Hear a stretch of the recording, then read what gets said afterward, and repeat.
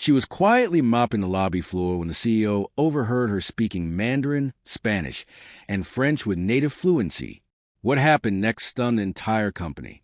Most employees barely noticed the cleaning staff at Meridian Global, not out of disregard, but simply because they blended into the background, arriving after hours, pushing carts, emptying trash bins, wiping down conference tables like background noise in a busy office. It was a typical Monday morning in downtown Austin, Texas. The company's sleek lobby echoed the sound of heels clicking against polished stone, phones tapping, conversations about deadlines, and the steady grip of coffee cups offering some semblance of control. Ethan Caldwell, the CEO of Meridian Global, was midway through his walk from the parking garage to the 22nd floor executive suite when he heard it, a voice. Not just any voice, but sharp, fluent Mandarin that instantly transported him back to his recent business trip to the company's Beijing office. He froze, not because it was Mandarin, but because of who was speaking. Scanning the lobby, he initially thought it might be one of the international sales team arriving early. Then he saw her, a woman in a deep green janitorial uniform, her tightly coiled hair pulled back into a neat bun, standing near the digital lobby directory. She was mid-conversation with an elderly gentleman wearing a tweed blazer and round glasses, his expression a mix of confusion and relief. Her gestures were calm and confident, her voice warm yet authoritative as she guided him toward the elevators. Ethan squinted, suddenly recognizing her. He'd seen her before, pass into the halls after late meetings, always courteous, always quiet, never making eye contact unless addressed. He didn't even know her name. But here she was, effortlessly translating building directions in a language most Americans struggle to pronounce. He took a slow step closer. As he approached, she finished a Mandarin exchange and turned to a delivery worker holding a clipboard. Without missing a beat, she switched to Spanish. "Muchas gracias," the delivery man replied, blinking in surprise.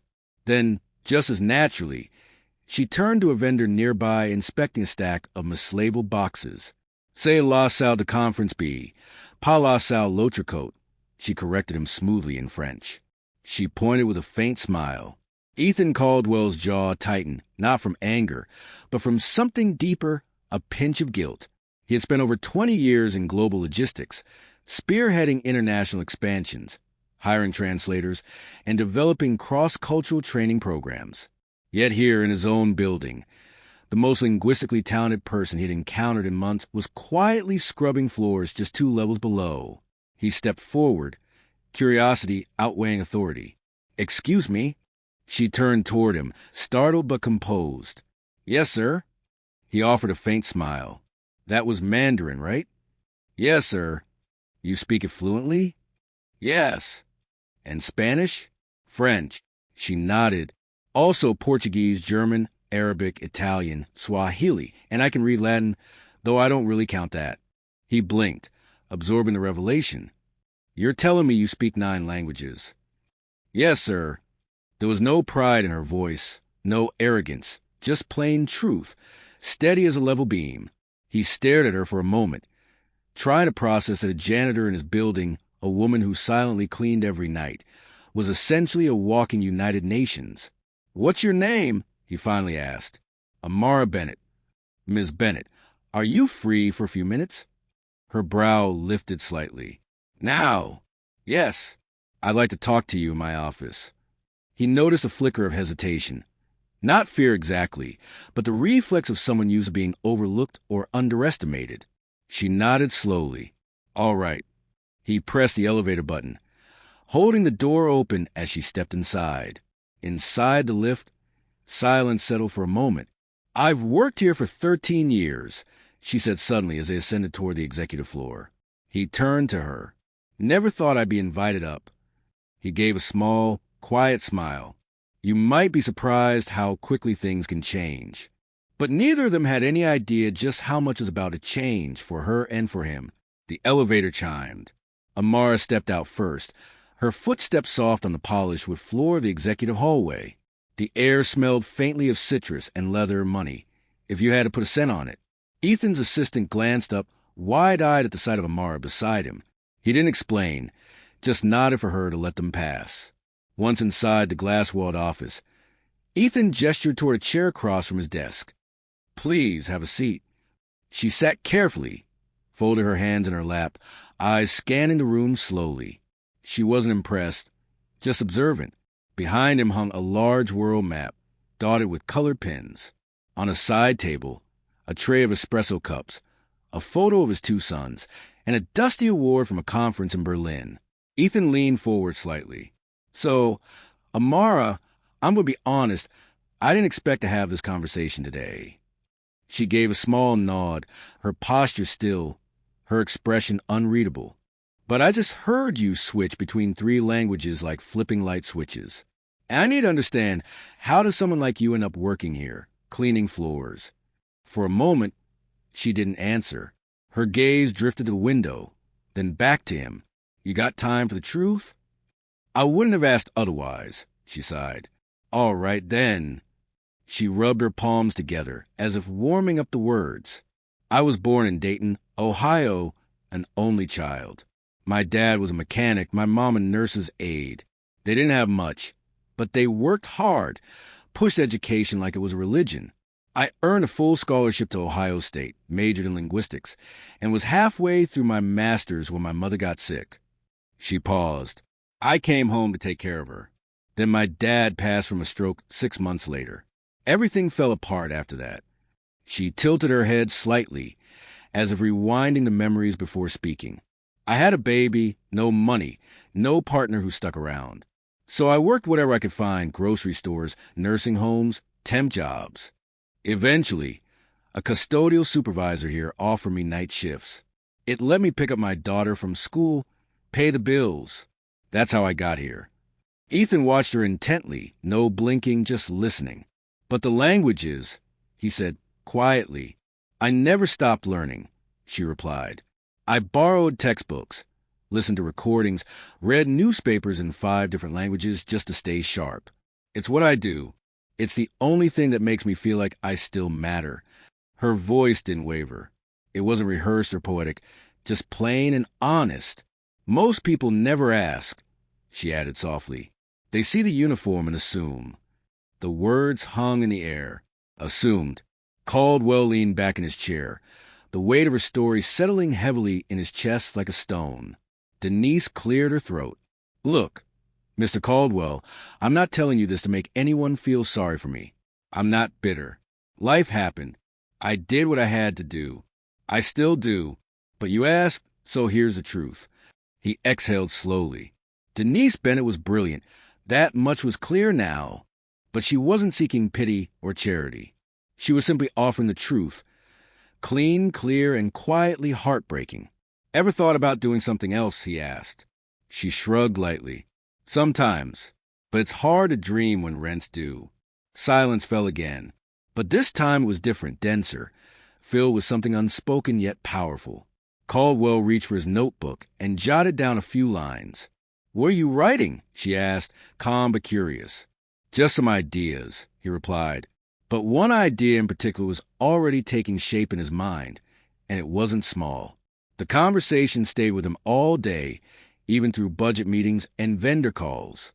Ethan Caldwell's thoughts kept returning to that morning, to Denise Bennett, her steady voice, the effortless way she rattled off 9 languages like they were nothing.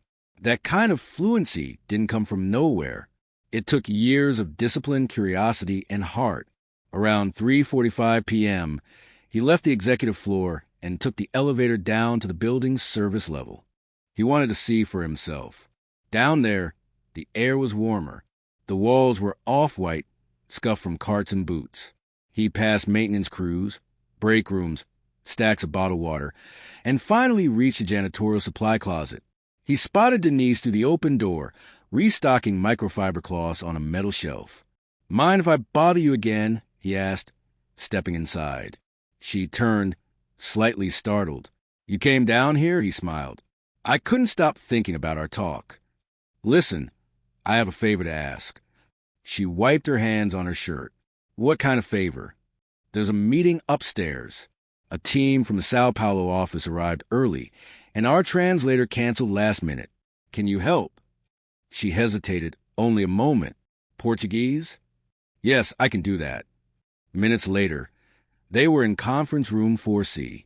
For Brazilian executives sat awkwardly, checking their phones.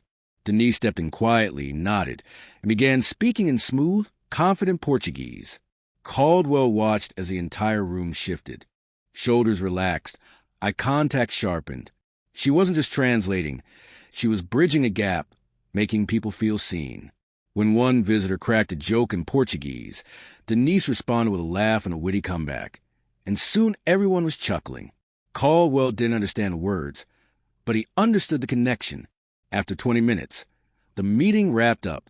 One executive turned to him and said in English, "She's better than anyone we've worked with this year." "Where did you find her?" Caldwell looked at Denise, who was already stacking empty cups on a tray. "Right here," he said, "back in the hallway." He caught up with her. "You ever do professional translation before?" She shook her head. "Just help people in hospitals, government offices, things like that." "No certificate?" "No formal training." "My daughter needed me more." Caldwell nodded. "And where is she now?" "She's 26, a nurse and temp worker. Paid for school herself. Stubborn like her mama." They both smiled, and for a moment, it didn't feel like CEO and janitor, just two people talking about life. They returned to the service level where Denise clocked back in. She still had 2 floors to clean before her shift ended. Before she left, she said something that stuck with him. "I didn't do anything special today." Caldwell raised an eyebrow. "That's not how it looked to me." She smiled softly and walked away. That night, Caldwell sat in his car for a long time before driving home. He thought about everything: the pressure to grow the company, investor meetings, endless discussions about diversity and untapped talent. All this time, they'd been looking outside, recruiting globally, searching for new blood. But sometimes, the gold is already in your backyard. And once you realize that, the real question becomes, what are you going to do about it? The next morning, Denise's badge beeped at an unexpected time. She had just finished wiping down the east lobby when her supervisor, Ron, tapped her on the shoulder with a look that wasn't annoyed, but wasn't normal either. "Hey, Denise, Mr. Caldwell asked to see you again." She blinked. "Did I do something wrong?" Ron shook his head. He didn't say. Just told me to send you up. She cleaned her hands on a towel and followed the same path she'd taken the day before. Only this time, everyone in the building seemed to notice her. People she passed looked up. Some whispered. One receptionist even gave her a polite smile, like she knew something Denise didn't. When she walked into the executive suite, Caldwell stood near the window, waiting, sipping black coffee and gazing out at the skyline. Ethan Caldwell didn't turn around when he heard the door open. "Come in," he said. Amara Bennett stood quietly by the entrance until he finally faced her. "I've been thinking," he began, setting his mug down, "about wasted talent. How many people never get a shot? Not because they aren't good, but because no one looks twice." Amara said nothing. She didn't trust easy praise too many times. She'd seen people talk big and do little. "I want to create a new position," he continued. "Something this company badly needs, even if we didn't realize it." Now, Amara furrowed her brow. "For what?" "Cultural liaison for global relations. Someone who can speak the languages, read between the lines, handle visitors, vendors, documents, all the global touch points we keep fumbling through." Her mouth opened, but no sound came out. "You're qualified, probably more than most of our leadership team, honestly. You've already proven you can handle it with grace, patience, and brains." She stared at him, eyes narrowing slightly. "Is this real?" "As real as it gets," he replied. "I don't have a college degree. You have something better. Lived experience, commitment, and fluency in 9 languages. You think I care about a piece of paper?" She shifted her weight, still unsure. "Why me?" He looked at her directly. "Because yesterday, I watched you solve 3 problems in 3 languages before 9 a.m. And because I'm tired of walking past people like you, people doing twice the work for half the credit." Amara crossed her arms. "You know what people are going to say." "I don't care."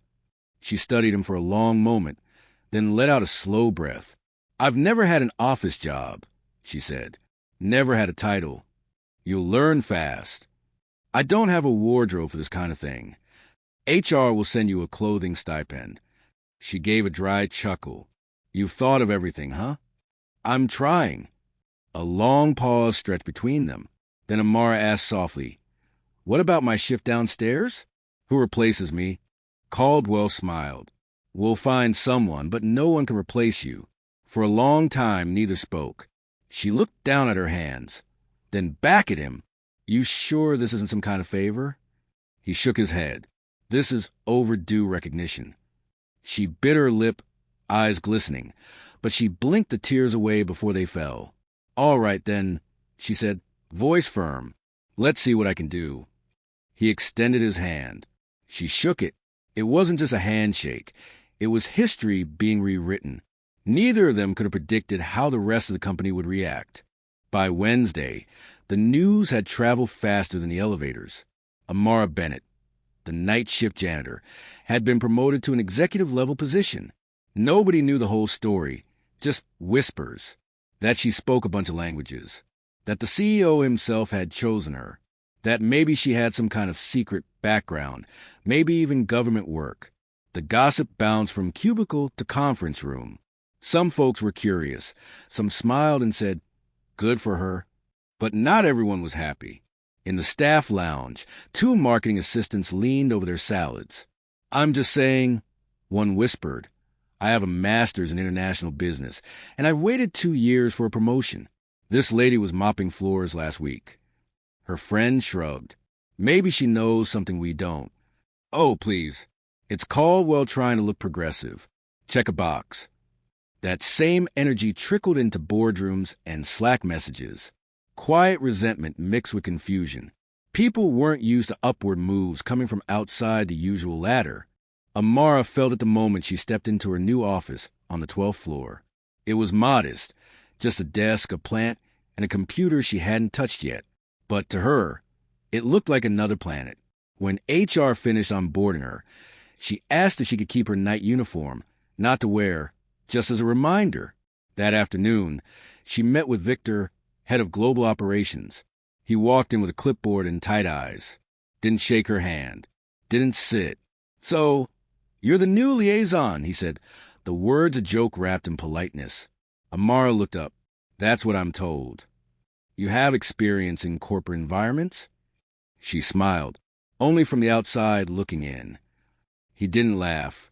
"I've got reports from Italy, contracts from our Dubai partners, and a vendor issue in Sao Paulo. Think you can manage that?" She stood up. "I'll need a few hours to review, but yes." Victor dropped the folder on her desk and walked out. Later that night, Caldwell stopped by her office. "How's day one?" She exhaled, leaning back in her chair. "I've had worse." He smiled. "Victor give you a hard time?" "He doesn't scare me."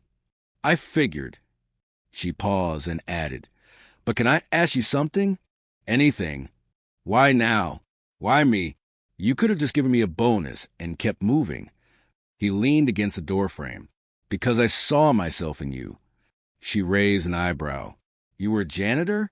"No, but I was overlooked a lot. My dad fixed cars in a town no one visits. I worked 3 jobs through college. People thought I didn't belong in rooms like this." Amara nodded slowly.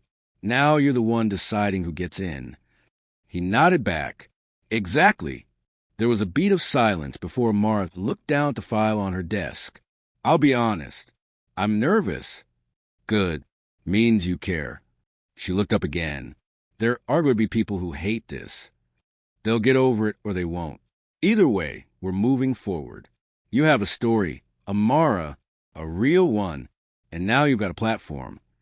As the door clicked behind him, Amara looked around her office. She remembered the years she cried in bathroom stalls during lunch breaks, the nights she came home with aching feet and barely enough energy to heat up soup, the birthdays she missed, the promotions she watched go to people who never even said good morning. She opened her desk drawer and placed her old janitor badge inside, not to forget, but to remember exactly what it took to get here. But this story wasn't just hers anymore, and the spotlight was about to grow much brighter. By the end of the week, Amara's nameplate gleamed outside her office. Black letters on brushed steel. Amara Bennett, Cultural Liaison, Global Relations. It looked official, clean, permanent. Word had gotten out formally this time. The company-wide email hit inboxes Friday morning, sent by Caldwell himself. It was short, clear, and carried weight. He explained her role, her background, and, most importantly, her value. He didn't frame it as charity or a feel-good gesture. He made it clear she was the best person for the job. Period. But that didn't stop the noise. Some managers grumbled under their breath. Others softened up once they saw her in action. She navigated conversations with foreign clients better than any software. She corrected mistranslations in old contracts that had cost the company money for years. And she never showed off. She just worked quietly, smoothly, better than anyone had expected. On Monday, Amar was asked to join a meeting with a delegation from Morocco. The company's North African expansion had been stalled for months over miscommunication and mistrust. She walked into the room in a soft beige blazer, sat at the table, and introduced herself in fluent Moroccan Arabic. The room changed. You could feel it, the shift. People leaned in. They listened, because when someone speaks your language, you don't just hear words, you hear respect. After the meeting, one of the Moroccan partners approached her privately. He touched his chest gently, a traditional sign of gratitude. "No one's ever done that for us," he said. "Not in our language. Not like that." Amara nodded. "You matter, that's all." By midweek, Caldwell made another move. He renamed the company's main training room, where all new hires gathered for orientation and where mid-level leaders held workshops. The plaque outside the door was replaced. In its place, the Bennett Room. No big announcement, no party, just a quiet sign, and a shift that meant more than flowers or cake ever could. Later that afternoon, Caldwell stood outside the room, watching as a new group of interns filed in. He heard one of them whisper, "Who's that?" A senior staff member answered. "She's someone who reminded this place that greatness doesn't always come in a suit." That same day, Amara found a sealed envelope on her desk. No return address, just her name, handwritten in block letters. Inside was a note. It read, "I used to think I'd be invisible forever, but today I stood a little taller because of you. Thank you." No signature, just proof that people were watching, people who needed to see what was possible. Amara sat there, staring at the words, her throat tightening. She didn't cry. She didn't need to, because that was the moment she realized this wasn't just a job. It was a door. But not every. The door stayed open without a fight. But someone was already planning to push back. The backlash didn't take long to show its face. Late Thursday, Amara was called into a meeting, not by Caldwell, but by someone higher up, Victoria Hale, a senior board member who'd flown in from Dallas. She'd been with the company since the 90s. Sharp suits, sharper tongue. Amara walked into the small conference room on the 17th floor where Victoria waited, a stack of papers in front of her and a flat, unreadable stare. "Have a seat," Victoria said without looking up. Amara sat. Victoria tapped her pen twice. "So, Ms. Bennett, I've reviewed your file. You have no college degree, no prior corporate training, and no management certifications." Amara didn't flinch. "That's correct." Victoria folded her hands. "You were a janitor here 3 weeks ago." "I was—" She leaned back in her chair. "Help me understand how someone with your background is now handling high-level international affairs." Amara held her gaze. "Because I speak the languages. I understand the cultures. I've already fixed 2 vendor contracts and cleared a 3-month delay in our Morocco deal. I also helped secure a verbal agreement with our Brazilian partners that legal is finalizing next week." Victoria pursed her lips. "You think this company should be run on instinct and charm?" Amara smiled slightly. "No, ma'am. I think it should be run on results." Victoria blinked. That was the first time Amara saw her hesitate. "I don't need to be liked," Amara added, "but I do need to be useful, and I am." Victoria stood and slowly closed the folder. "You're a gamble." "I'm used to that," Amara said quietly. "My entire life's been one." When the meeting ended, Amara didn't return to her office right away. She walked out of the building and sat on a bench across the street, staring at the glass tower she now worked in. So many years she had walked past that building wearing the same uniform, carrying cleaning supplies, wondering if anyone saw her. Now they all did, and some didn't like it. She pulled out her phone and called her daughter. "Hey, Ma," her daughter answered. "Everything okay?" Amara hesitated, then nodded to herself. "Yeah, just needed to hear your voice." "You sure?" "I'm sure." They talked for a few minutes, mostly about nothing, groceries, her daughter's dog, a new movie she wanted to watch.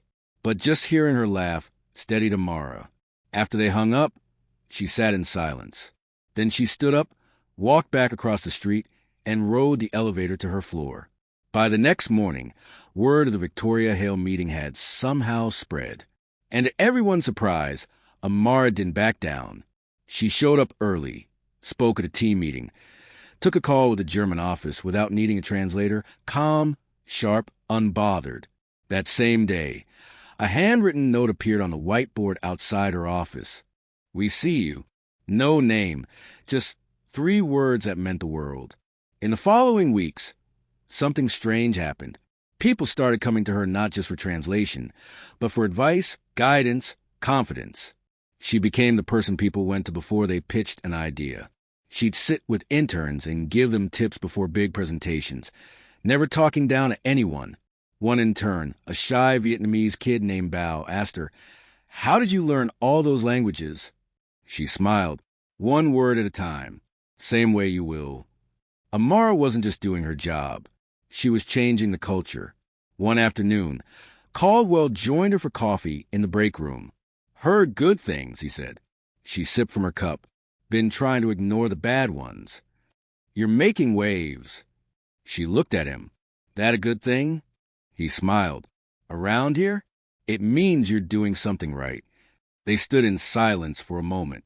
"You know," he added, "I've been thinking about starting a training program for internal talent, especially folks working non-desk roles. There's probably more Amaras in this building." She nodded. "There are. They just haven't been seen yet." He looked at her. "Want to help me build it?" She smiled. "Already started in my head."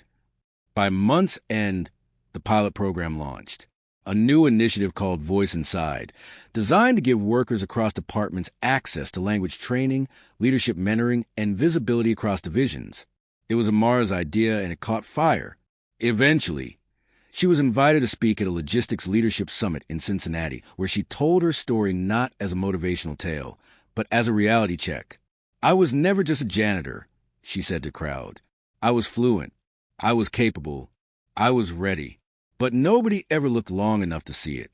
So the next time you pass someone without a title, ask yourself, what are you really missing?"